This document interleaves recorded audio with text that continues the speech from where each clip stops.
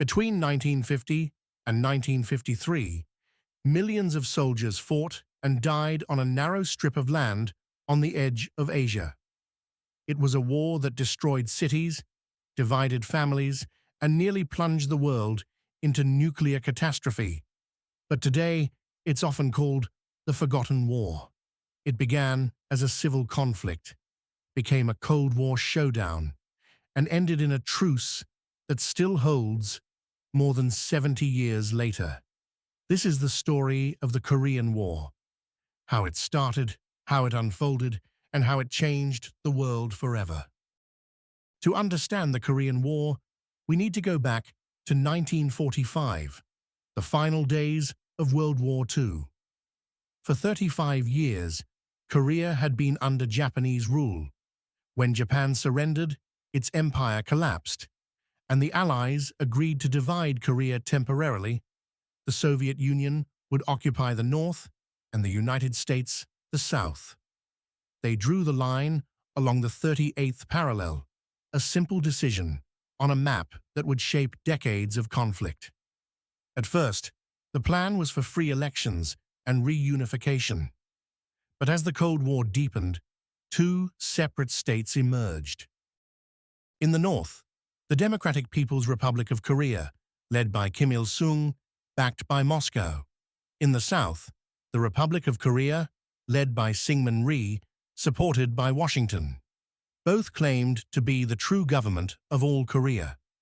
Both prepared for war. The world didn't know it yet, but the next great conflict was about to begin.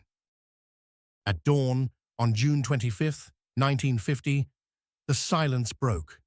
The North Korean People's Army, trained and equipped by the Soviets, launched a massive surprise invasion across the 38th parallel. Hundreds of Soviet-made T-34 tanks rolled south. Artillery thundered.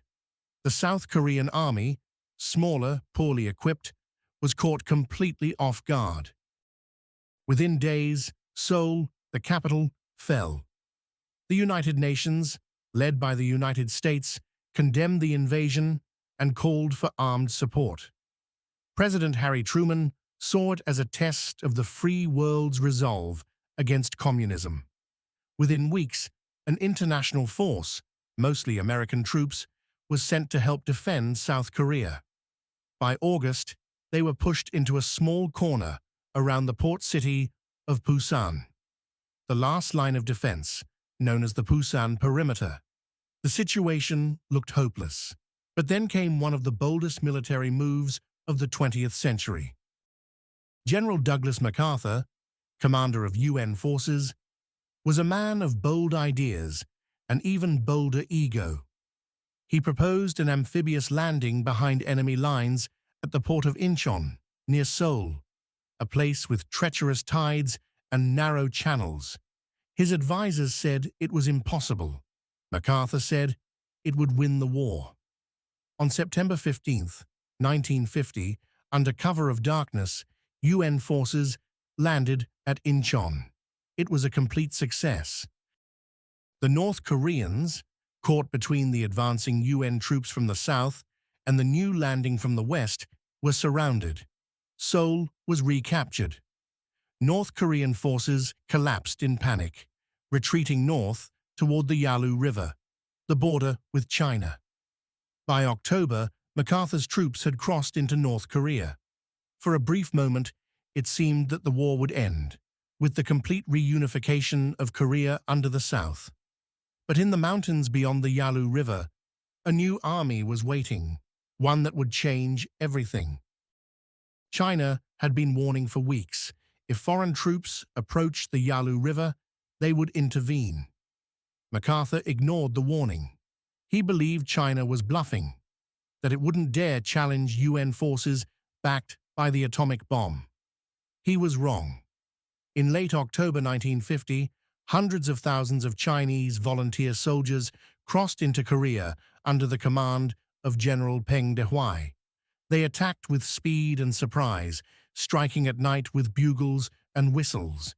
They called it the First Phase Offensive, and it sent the UN troops reeling southward.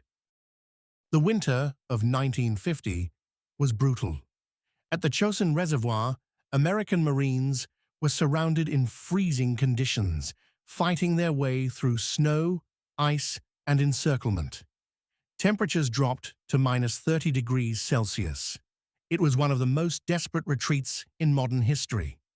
By December, the UN Army had fallen back below the 38th parallel. Seoul fell again, for the second time.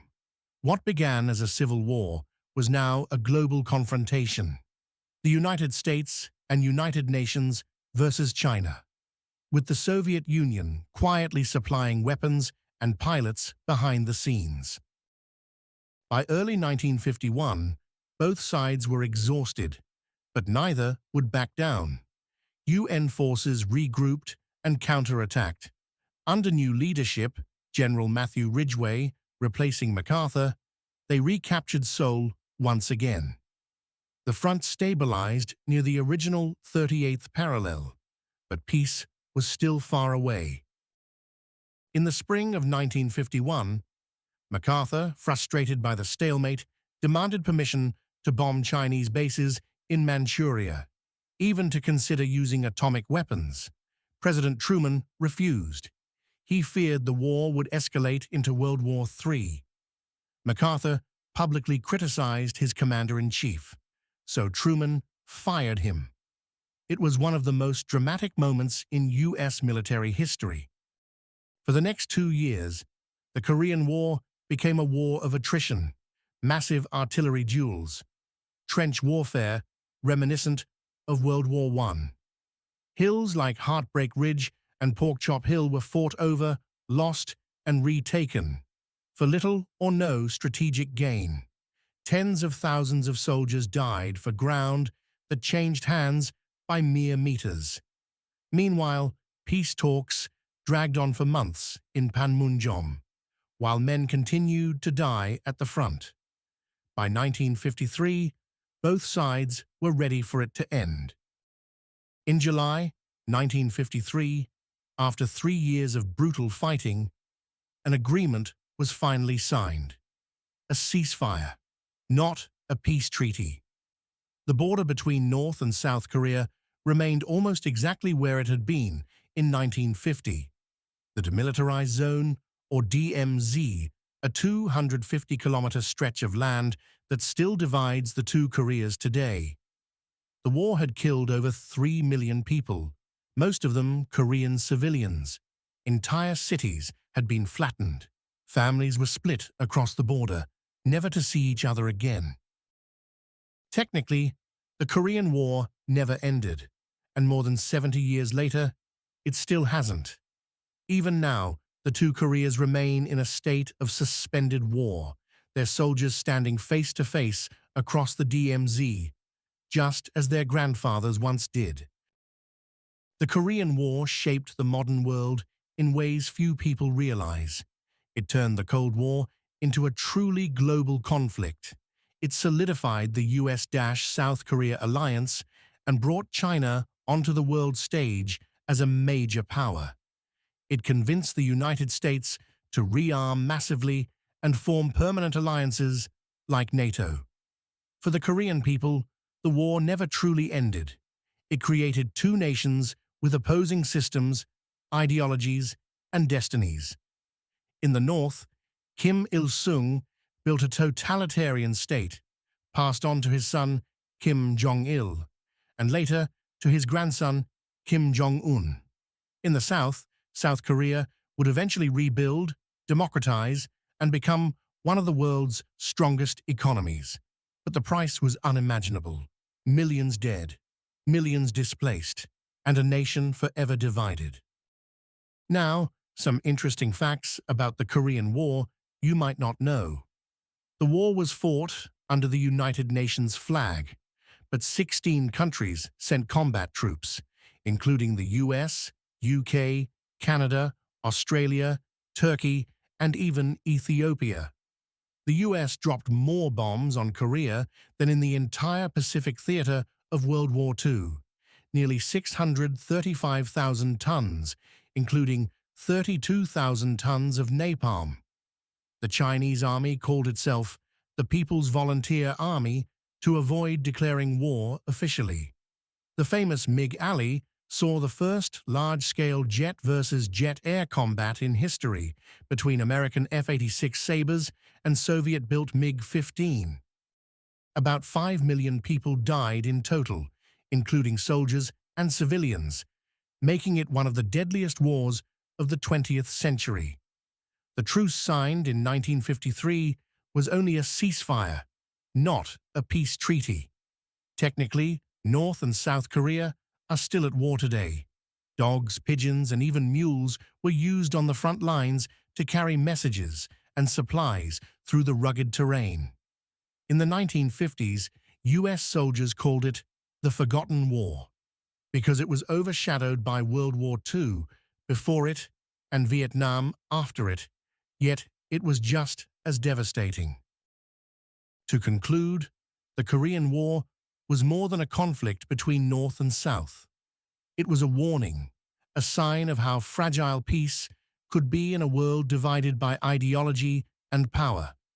It showed that wars could be fought and never truly end, that borders drawn by politics could separate families for generations, and that the Cold War wasn't cold at all. It was fought in the snow, the mud, and the mountains of Korea. 70 years later, the Korean Peninsula remains divided. The soldiers still stand guard, and the world still holds its breath, waiting for a war that ended, but never really did. Thank you for watching this video, a story of courage, tragedy, and the war that the world tried to forget. If you enjoyed learning about the Korean War and want to explore more cinematic, easy-to-understand history, please leave a like, subscribe, and turn on notifications. It really helps the channel grow and keeps history alive. And tell me in the comments, which battle or war would you like me to cover next?